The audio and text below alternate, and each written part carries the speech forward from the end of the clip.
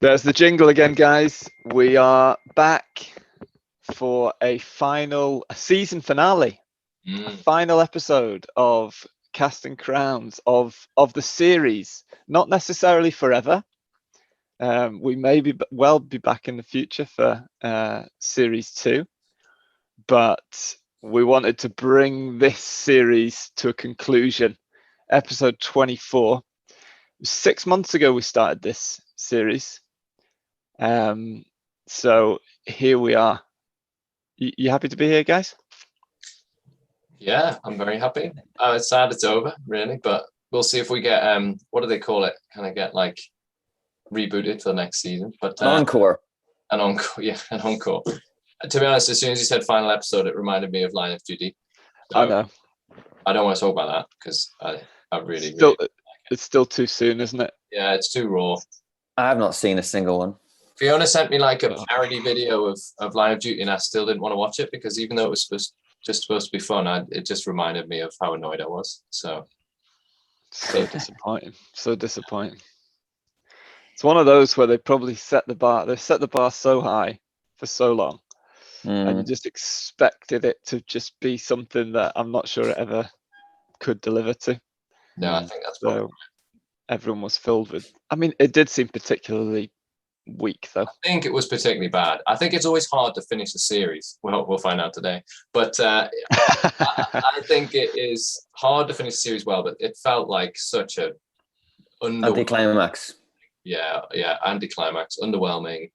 It felt like they sat on Monday morning and were like, "How are we going to finish this?" Do you know what I mean? Like it was that level of, "Oh, well, let's quickly tie off this and let's just make him," yeah. Anyway, let's not get into that. Cool. I'm happy to be here. I'm happy. Yeah, exactly. It's a week that needs a good final episode. I think. Exactly. And it's all on us now. Which. Oh. Yes. It's on you, Rick. It's on you, Rick. I actually don't know what you're talking about anymore. Just do a good episode of the podcast. Oh, okay. We always do good episodes of the podcast. Yeah. You weren't even here last week, Rick. I know, and I feel like I've kind of dropped off towards the end after much chat about my records. I know. Complacency. That's the word I would use. Complacency, yeah. Line of duty. Yeah. Complacency. Yeah, good. So today, what we're going to do, we've got, I want to have a bit of a reflect back on what we've done. Because, it was 6 months ago, we covered a lot of ground. Think about what worked, bit of a kind of open brainstorm on kind of what worked, and, very much inviting others into the conversation to kind of feed on top of that. What did other people enjoy? What would you like to see more of or less of if we ever do a second series? But I mean, just to start off, I mean, the concept of the podcast kind of came back to us while we were in the midst of lockdown. It was kind of, we started off early November, and it was that second lockdown had just started, and it felt like it was difficult to connect across Christchurch, and we just thought there was value in having some ideas and conversation going in a kind of online way that other people could access, and we enjoyed having the opportunity to speak to each other on a weekly basis as well. So we started from there, and as we're now coming into, timestamp this for the future, early May, things are opening up seemingly. Cases of COVID are low. We're able to meet together in gardens. Soon we'll be able to meet together in much bigger groups, inside and outside, hopefully. So it felt like, let's all the reasons for starting it, or a lot of the reasons for starting it, have now kind of gone or diminishing. So what you're saying is we're back to the next pandemic. Next pandemic, when all those reasons come back, will be time for episode 2. So, any reflections, any particular highlights, any episodes that you thought went well or badly? What do you think as you look back? I think it's been great fun, and but also I've always come away kind of after our Zoom meeting encouraged, like genuinely encouraged. In normally we've chatted through something in the Bible or around the topic in a way that's been really helpful. I think personally I'm like processing things out loud with others is the way I learn and get into things. So it's been really helpful from that point of view. Because like you're saying, things we were missing during the pandemic, that was one of them for me, was that kind of in the office bouncing ideas or getting together with people and chatting something through. And this kind of replaced that in lots of ways. So it's good. I think it was been great getting guests, hasn't it? As much as I think, I love chatting to you guys. When we get a guest, it just adds a different, well, you don't quite know what's going to happen. Like the vibe completely changes. It's no longer just the three of us. So any week with a guest has been great. One that sticks in my mind though was when we did interview the teenagers for a Christmas special. Yeah, that was good. I love that. That was good fun. So that sticks in my mind. Just some good stories, and it was nice to engage with some of our kind of younger members of the church as well. So yeah, bit of a highlight for me. How about you, Rick? The same kind of thing. It's just been really, I think Phil mentioned it earlier on, sort of, your Friday, you've got all this kind of things to do at the end of your week you want to try and achieve and tasks, but actually having this as a little segment to just reflect and talk. And to be honest with you, I've at times, which is a positive thing, completely forgotten about the fact that we're doing a podcast. I just feel like, we're just chatting, and I've been actually surprised at that it actually has achieved what we tried to set out. In that I didn't really know how much people would connect with just us talking about stuff and a few guests here and there and a few kind of conversations, but it's kind of shown me that there's something about community that is really, really deep and important, and that connectivity that people need to feel part of a conversation, because all we've been doing is allowing people to be involved in a conversation that we've been having. It's not a closed conversation because people can engage, but I'm sure there has been people who've just kind of listened and enjoyed, and I know someone who goes for a walk and sticks on a podcast, and that's all good. I wouldn't want to hear my voice on a walk. I've not been doing that at all. But so yeah, I think there's been some great things and some really good conversations about the Bible, and we've really had some passages and some tough questions, and it's been really, really good.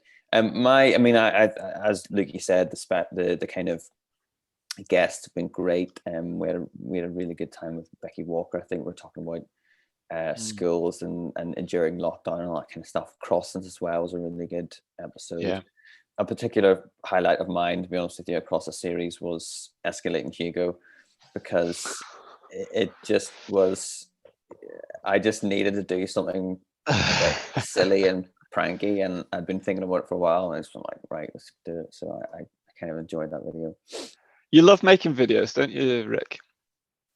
You made one in this last week, didn't you? You mean the one for church? Yeah. Yeah, I did. I did. You enjoy that? I enjoyed it, but on reflection, I think some of the content, I probably could have mixed it up a little bit, because basically Maya said that in every room, I just said the same thing in every room, whether I was in a kitchen or a hall. I just said the same thing. Well, we didn't notice. Yeah. Do you know the funny thing about watching that video is it was on, I think we're going to show it in a minute, because I think it'd be a shame to deprive our podcast audience of this video. And great to see it. But I enjoyed watching it because I saw it at church for the first time, and you were across the room, and I could just see you laughing at yourself on the video. Yeah. And that was quite a funny experience. What a muppet. It was like an out-of-body experience, and I'm obviously experiencing what other people are seeing. I'm going, this guy is mental. I was like, what a tube. Yeah. I think particularly that bit in the kitchen all the potential that the kitchen had. I mean, who knew all the different community groups you could get into a kitchen. Kids and youth, stick our kids in here. Yeah, absolutely. Yeah. Luke, have we got it lined up? Are we able to show our audience? I should say at this point, if you're listening on Spotify, which I know a lot of our audience do now listen on Spotify, it'd be worth pausing at this point and get the YouTube on, because this is not going to do it justice listening on Spotify. Get YouTube on so you can see what Ric's doing. Here we go. Hello, my name is Ric. I'm one of the leaders of Christchurch Newcastle. And if you don't know already, this is an exciting opportunity that has been presented to us to potentially buy and purchase this building. Now, maybe you aren't a part of our church, maybe you're a family member, or you're connected in another way. And we wanted to give you this opportunity to look around a little bit and to discuss what are the options and opportunities and potential for what we could do as a church with this building space.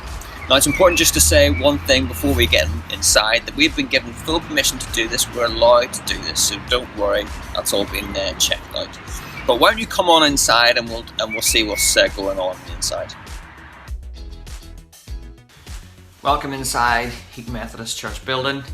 This is a room that we previously used as our church offices. We could continue to use it as a church office, but this could also be storage space or another space for kids' work as well. But as you can see, it's quite a decent sized room that we've already had a history and experience with. Heaton Methodist Church have been really kind to us over the years, that they have allowed us to use this space, and we've been able to develop a good relationship with them. But this is just one of the many spaces that we could use in the future. Downstairs hall. So stop it. As you can see, the funny thing about that is it's a big space. No. So I was going to say, to interrupt myself, in that last room, I didn't actually show you the room, so it just looks like a tiny little box. And that's another thing of mine. It's like, this is a great space. It's like, no, it's not. It's like a tiny little corner of a room that you're showing people. Yeah, they don't even know what the room is like. Anyway. I know. We didn't notice that either. No. Good you're pointing out all the floors now, Ric. We wouldn't have seen them. Oh, sorry. There's more. Continue. We used to use this room as our church family meeting before the pandemic. But what we could use this room for, we could use it for children's work, for youth work. We could use it for coffee time before and after a service, or a lunch, or we could do some community work here. We could open this space up and really use it in many, many different ways if we were to get this building in the future.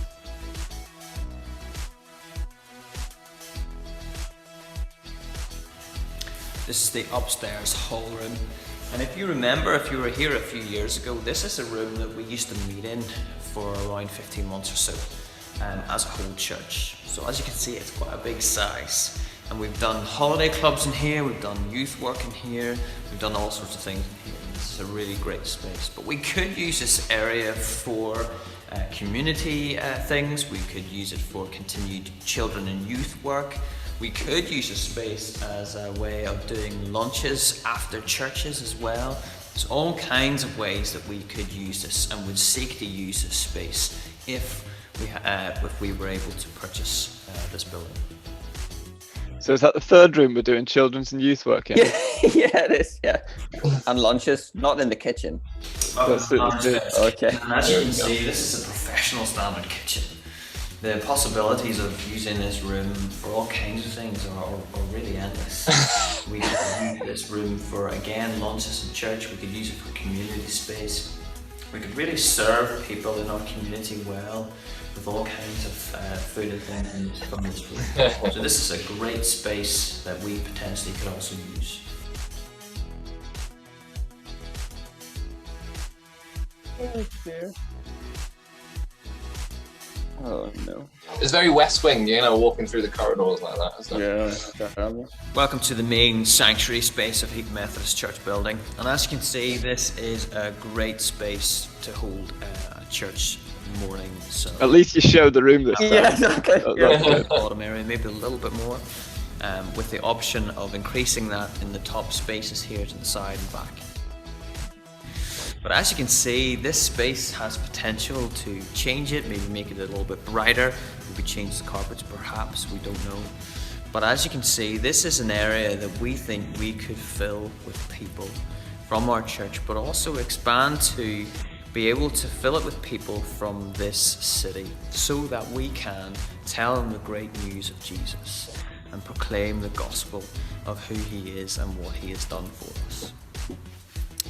As you can see, this church building has a great potential for all kinds of things that we could do both in the community and together as a church family.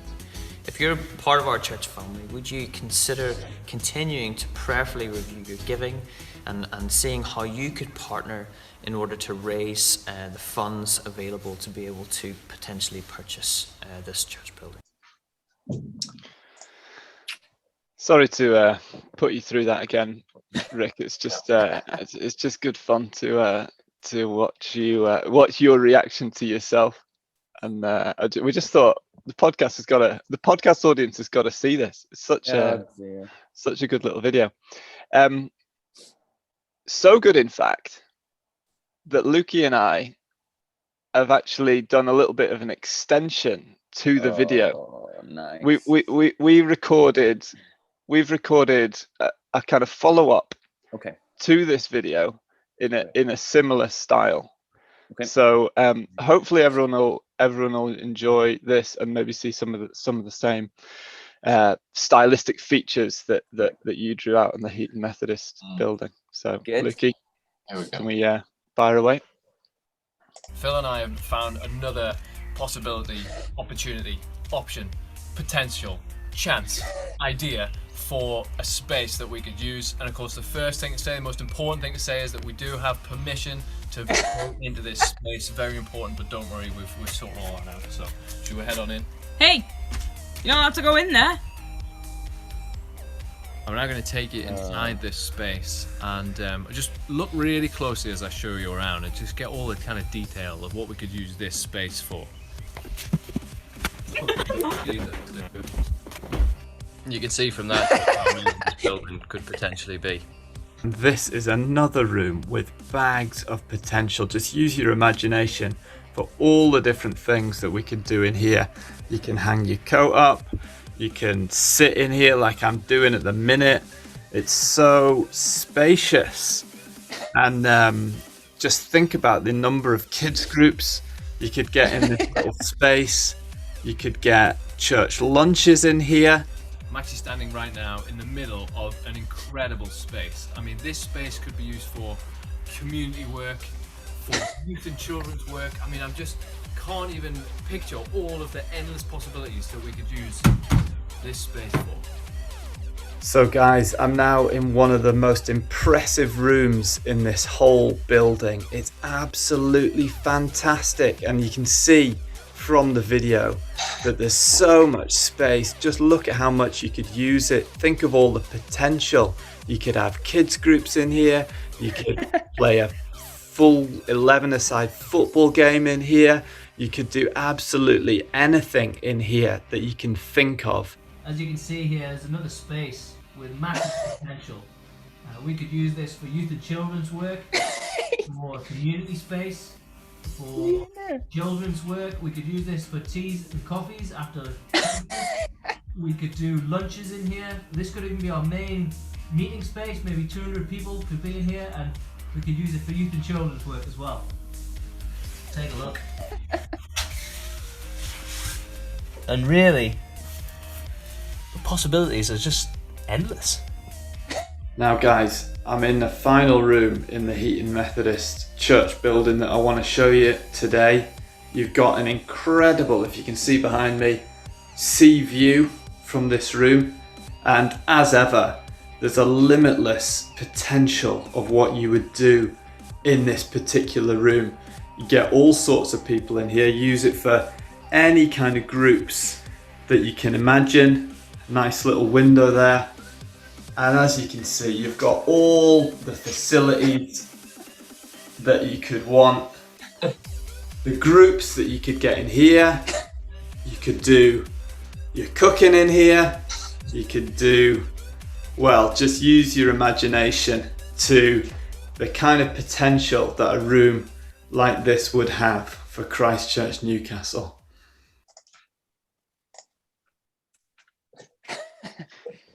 What do you think, Rick? Yeah, I think it's about in terms of sort of mirroring my video. It's very accurate, actually. That's what's concerning about my video. Yeah, so I like the consistency of the information was also very good. You know, lots of community space, children and youth, obviously. Massive potential. I think we're going to show that one on Sunday. No.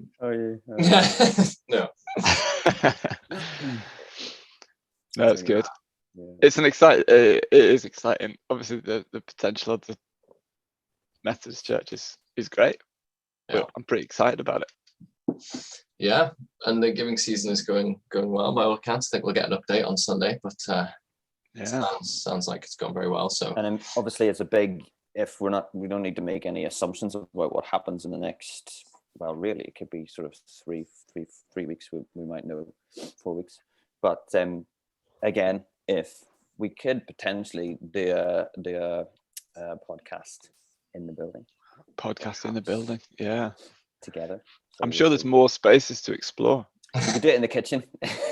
we could each be in a different room. Still use Zoom.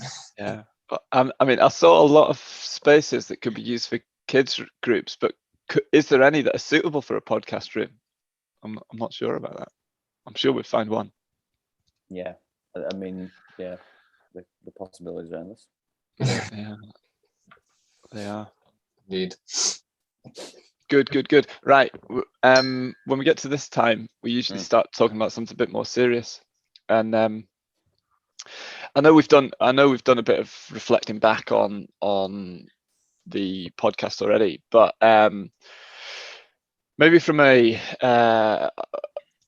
reflections on the more serious side or more substantial kind of conversations that we had, were there any particular ones that you thought were particularly good, or that just made you think or challenged you, or just just helped you on your kind of your relationship with God, or what you were dealing with at that particular time? I think for me, I remember a really good conversation we had about, I think it was in the throes of the last lockdown, whatever, earlier in this year, where I think the last lockdown is in from January was the hardest for most people. I think it was definitely for me. And I think I remember us talking about just the slow, monotonous kind of simple godliness of a life that's very, very powerful. And I think we talked a bit about how probably particularly for our generation and younger, there's a sort of desire to achieve big or overachieve even, or kind of do massive, great, big things, which is not a bad thing to desire. But, actually the slow, monotonous, godly walk and humility of a life that is actually wanting to be humble and slow and steady. I find that really helpful and really quite a powerful conversation actually at the time. Yeah. I agree with that actually. I think it was mundane godliness. It was Rick, you kind of coined that phrase maybe, and it was that's been really helpful actually, and it's that's something to cling to throughout life really, even as we open up and things like that, because it's still the same thing. I was actually chatting to someone this week, and it was that idea again of sometimes it's hard to, and he was actually talking about it in the context of evangelism, of kind of like when we're speaking evangelism, often we want to talk about when we were saved, kind of that initial saving moment, which is obviously great. But he was saying that, but often I would struggle to think of but in the last week, how has Jesus been? Sorry, I saw Rick sneezing there. Sorry, bless me. Well, that was a good well to get yourself on mute. Yeah, good use of the mute button. That was. you know, and actually, like, how is Jesus just in the day-to-day of life making a difference and kind of encouraging me and caring for me, and then using that when you're talking to non-Christians as well, to not always just going to like, I was a sinner, I was then rescued, and I'm going to heaven. But actually, you kind of skip over this whole area then of the real day-to-day struggles and how being a Christian has a deep impact on that. You got hi, Paul and Ken. I'm having a bit of an allergic reaction to what you're saying. Yeah. Yeah. So that was just interesting in joining the dots of like mundane godliness leading actually to maybe more effective evangelism. So that was the way of kind of pushing that conversation forward, I suppose. Yeah, there's definitely, I think, let's go into this a little bit, because I've found when we've talked about something, then you go away and you think about it for a while, and it's almost like you want to come back and have a little bit more. And we've done that on occasion. I really enjoyed when we did it with all the technology stuff, and actually it was someone else who, it was Josh, who got in touch and was like, oh, what have you thought about this? Have you thought about that? And we were like, you're right, come on, you're getting on here and getting stuck in to the conversation as well. And we had a chance to kind of refine it and things like that, because that mundane godliness one has definitely got more potential in it. Because one aspect that I was kind of thinking of is those things that seem really, really small decisions on a daily basis actually set a trajectory in one direction or another, and patterns and habits can form that actually, by the time you've run on that trajectory for a few months or a few years, you end up in massively different places by changing some of those really small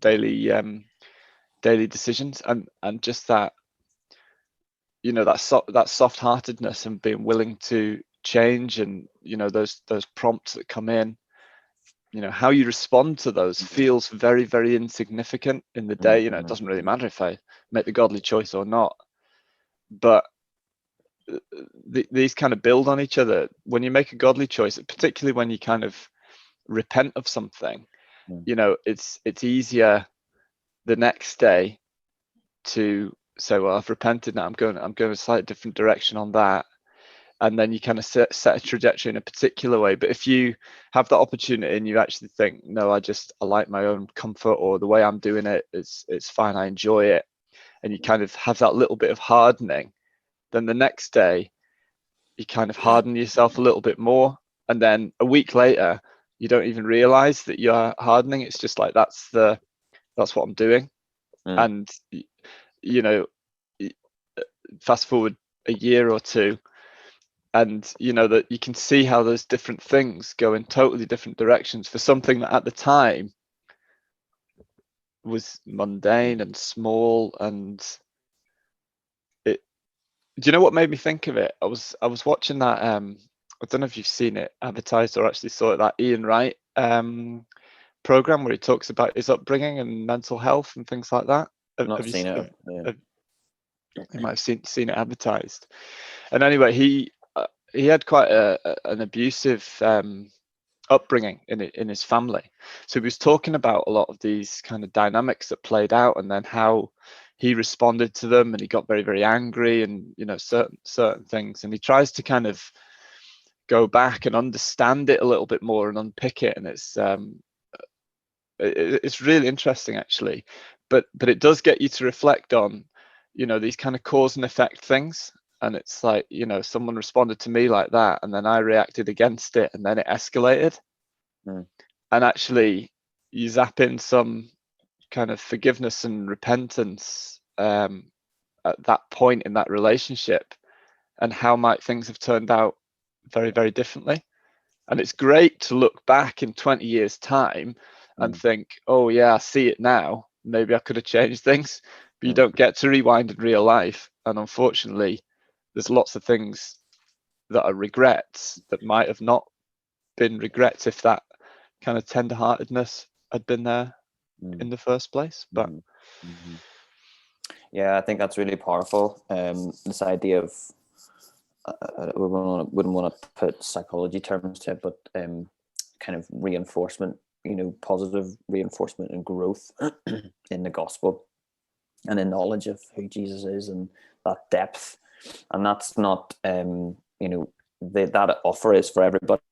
You don't have to be a pastor or a church leader, or that is everybody has the opportunity in Christ to grow and do that. And you're right that it's dialing in to the small details and the small decisions and applying godliness to all that kind of normal life stuff. And it's kind of interesting because you, as you said earlier, you it's so easy to form habits. We do it so naturally. We just sort of live our lives in a sort of set way, pathway. All the kind of equipment and stuff and experience and all the things we've had are rolled into one, and we just sort of go forward, and we don't think about often the kind of little minor decisions or how we're living. We just sort of live. And then when you kind of have a reflection moment, you are challenged sometimes about, well, why am I doing the things I'm doing? Why am I thinking the way I'm thinking? It's just, I've ended up here. I've just arrived. And no one just arrives at a place or a character or a behavior without something having happened before. You don't just get to a place and go, oh yeah, here I am. And it's a lot harder to break down habits and behaviors that you have built up over years and years and years, and you've often gouged them down really into your heart. They're on these sort of tracks, and you can apply, your background, your experience, your childhood, all this kind of stuff. So it's a lot harder to change that kind of stuff when you apply repentance and stuff like that into it. It's and that's why things like, I say the 20s, obviously people can be saved in their 30s, 40s and 50s and upwards, but the 20s in your life is quite a formative decade where you probably get your first kind of job and working patterns, and you establish these kind of routines. And if you're a Christian in your 20s, it's important to be able to establish routines that you can try and continue and grow into in the rest of your life. Yeah. Lukey? Yeah, that's just really helpful, isn't it? And I guess the great news is that the gospel is like, you expose this behavior, and I think it's really helpful, the idea of like taking stock and being like, how did I get to this point?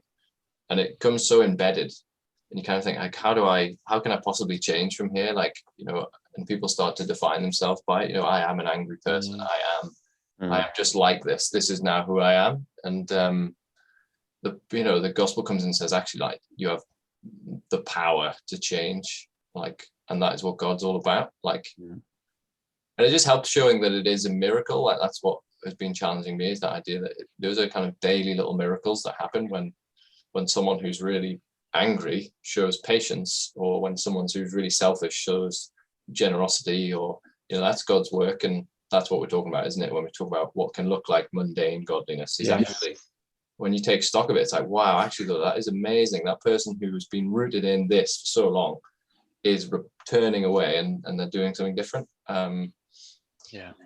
Which is just amazing. It almost feels like we in some ways should value it more. Like, can you imagine if I came into my home group this week and I was like, guys, wait till I tell you this. I've had this massive moment this week where I was really, really tempted, your example, get angry, and I didn't, and it was amazing. Like, first of all, would I say that? But what would the reaction be? It's like, I thought you were going to say something that really massive had happened in your week, Phil, and that doesn't seem that significant. But that could, like, a moment like that and building on a pattern like that could make a huge amount of difference to all the relationships that I have, the people that I meet, the impact, the way that I represent the gospel to people who aren't Christians. It's, the type of person I'm becoming. Those kind of moments are massive, and we maybe just overlook them. And I think that's the difference between us and God. And humans will prioritize things, the things that are important to humans are often not that important to God. And that's something to be mindful of, that actually God is a lot more interested in the finer details of godliness decisions of our lives, rather than the much bigger gestures in front of other people. Particularly when you think about Sermon on the Mount stuff, a lot of it is actually public and private. This kind of how you are with other people. Actually there's that kind of, are you in your room on your knees praying, rather than in the synagogue or with other people just kind of doing all this stuff. And that reminded me of actually one of the great things that we've done in Hebrews. One of the, I think, power verses of Hebrews is the fact that Jesus is able to empathize with our weakness. It's actually mind-blowing when you talk about the way we are as humans and Christians and the struggles we have and normal life, and you've got this opportunity, and not even like sometimes it doesn't even feel like a decision, an anger decision. It just sort of comes so naturally to us to flow into that. It doesn't even feel like necessarily like a temptation, like I've got this decision. It's just like we're there. But the fact that Jesus understands the way we are as humans, and was tempted in every way but did not sin, is we need to think about that and go, that really does, like, Jesus is just so much better and worthy of our praise, because we're just not like that. We are not like that. And then the other verse is great. It's just the one after it. It says after that, it's sort of, let us then approach, with all that in mind, the way Jesus is and how different he is to us who do sin. Let us then approach God's throne of grace with confidence, so that we may receive mercy and find grace. The kind of implication is that Jesus did not sin, but God's saying, I know that you are sinful and broken and in your heart and twisted.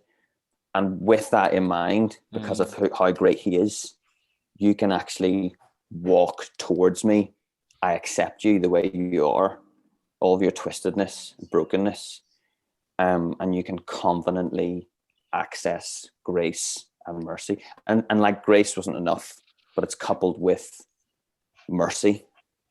It's brilliant. Yeah, and again, that's like that's a day-to-day approaching. It's not just that one big moment where you decide to approach God for the first time, like through Jesus. And that's what's amazing about it, that there's this idea that we should be coming back and back and back and getting more and more grace built up as we try and become more like Jesus. The other verses that come to mind for me from Hebrews is the idea in chapter 12 that we had of kind of a father disciplining, kind of forming his children. And that just fits with this discussion, because these little moments are actually opportunities to be formed into the likeness of God's children. And as Phil was saying before, or you set a different trajectory actually, and you don't, you aren't acting like God's child. And over the course of time, the two become very obvious. They might be quite close together here, but those everyday moments where God is offering discipline, if you like, offering formation, you can accept it, and you kind of you are more like his child, you act more like a child, or you go in the other direction. It does feel like Hebrews offers that choice, and just strongly says, take that road. Like, there's two roads, and just look at Jesus. That's his road, take that road. But it very seriously highlights the warning of, look, there's another road that you're likely to go down, and just that is not the way to go. So realize the situation that you're in, that you're making these kind of decisions, and go toward Jesus. I think it says a number of times at the start of the book, today, if you hear his voice, don't harden your heart. And that's always one that kind of sticks in my mind, because hardening your heart's often the easier thing to do, because it allows you to keep that pride intact, and not have to apologize in a way that would potentially be embarrassing, not have to admit that you were doing anything wrong. It kind of allows you to keep that position of, I was right, I set out on this path, and it's fine, and it's good, and it works for me, and that's just who I am. And that is so, it's so hard to stop yourself going on that. But that's why we need a miracle. That's why we need a miracle to be able to go the other way. With and it's that consistent. It's both of those things, in that, like what Luke was saying before, the sort of power station of your faith is that daily, consistent approaching God's throne of grace and mercy, and asking for forgiveness, setting up your day, knowing that, or wanting to make that decision that you've just said about holding fast to Jesus in as much detail as you possibly can. That's the kind of with obviously the Spirit and Jesus forming you, that's the rocket fuel that kind of keeps you going.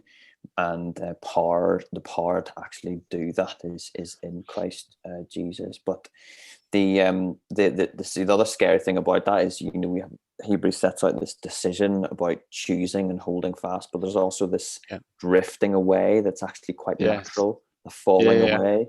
And the other thing is actually there's some things about us that we can't see about ourselves that just makes us blind. And that's why I think the community and church is so important, to have that depth and relationship, for someone to say, look, Rick, you can't see this about yourself, but this might need to be something to think about and repent of. Now, that's challenging, because how am I going to receive that? Am I open-minded to the fact that my brother or sister is right, that they actually can see something about me and my character that isn't godly and isn't good? And am I humble enough to want to change that? Because the scary version is, I think David actually talked about it in one of his early series sermons, the sort of drifting and falling away. Like it's like a ship that sort of doesn't have an anchor. It just sort of floats away. And the scary thing about that is you don't actually notice the peril that you're in, and you need someone to say, what you do. It reminds me of lockdowns ending, and we're getting to see particularly the kids a lot more. And every time I see a kid at Christchurch, I'm like, whoa, I can't believe how much they've grown.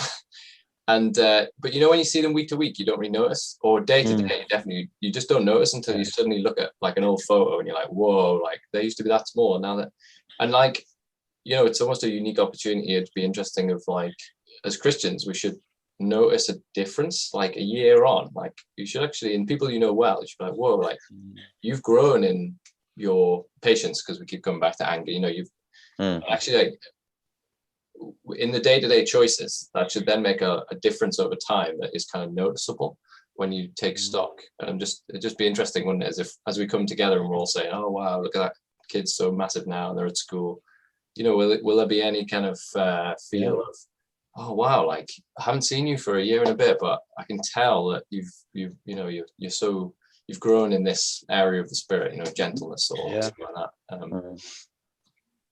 It will have happened. It will have happened. It will have happened in both cases. There will be people in our church congregation who've made that progress over the year. Someone I know has become a Christian over this time. Since we've been able to see people in person, to when we can see people in person again in between times. In fact, actually, the last time I saw this person in person, they weren't a Christian, and I've now spoken to them, not in person, but on a screen, and they are a Christian. And it's how many people have you been speaking to? Because a lot. Sorry, I'm actually only talking about one person. I just use the word person a lot of times there. No, but unfortunately, I suspect the opposite is the case because partly because of the challenges of the pandemic. People are watching church on a screen and they're not receiving that interaction and that challenge and that, even that just feeling that they're part of something, of feeling like certain behaviors are valued, and because they're distanced from that, they will have taken steps the other way and will have hardened over that period, which is a normal it is normal when observing any group of people, that people will be moving along the either towards Jesus or away from Jesus, and that's just the experience of being a Christian and seeing people around you. So we just need to realize that that's going on. All this stuff and the people around us, it's all such high stakes. And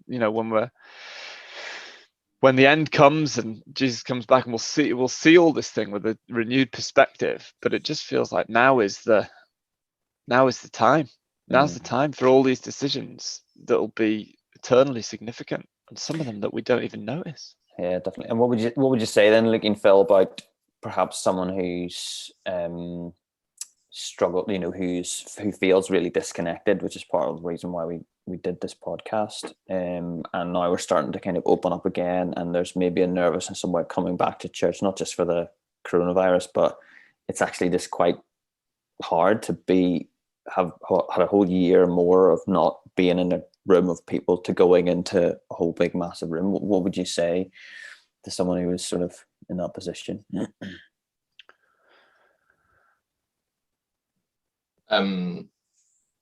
Well, I guess just on a kind of practical level, if it's a fear of just kind of being in a big room with lots of people and that kind of thing, well, you can start off smaller than that. That would be an obvious thing to say. Meet up with someone meet up with your home group, get bigger, take some steps.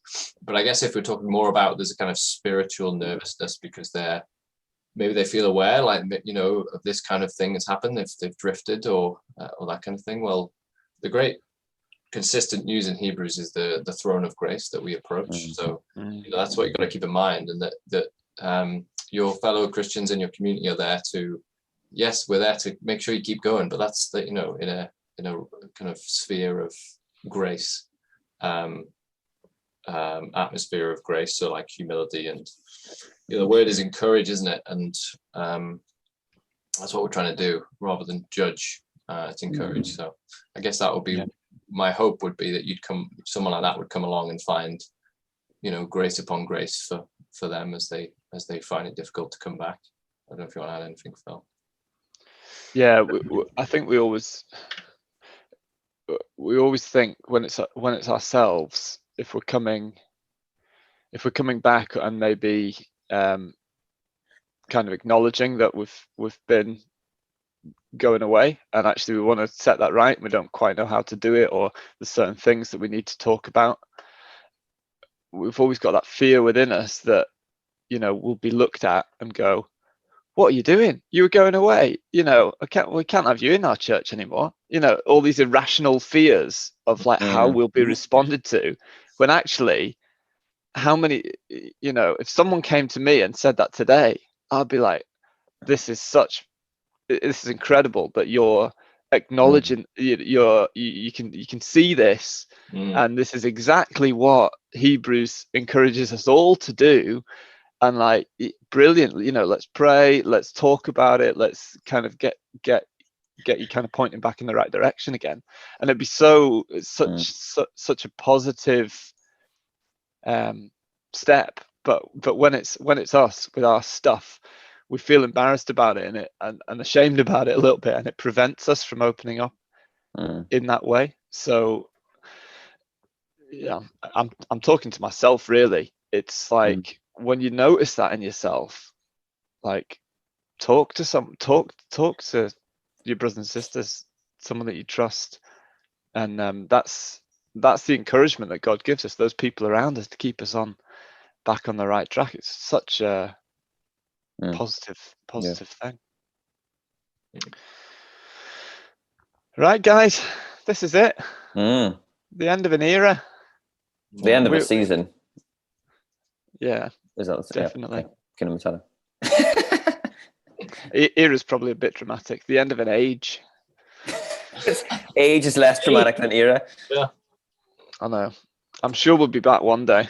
I'm sure I'll The end see of you something. guys in person, and we may even do another podcast. But let us know your thoughts. Let us know your highs and lows of the podcast, stuff that you'd like to see more of in the future, stuff that you're certain that you'd never like to see ever again. Just let us know that as well. And yeah, we'll see you again one day.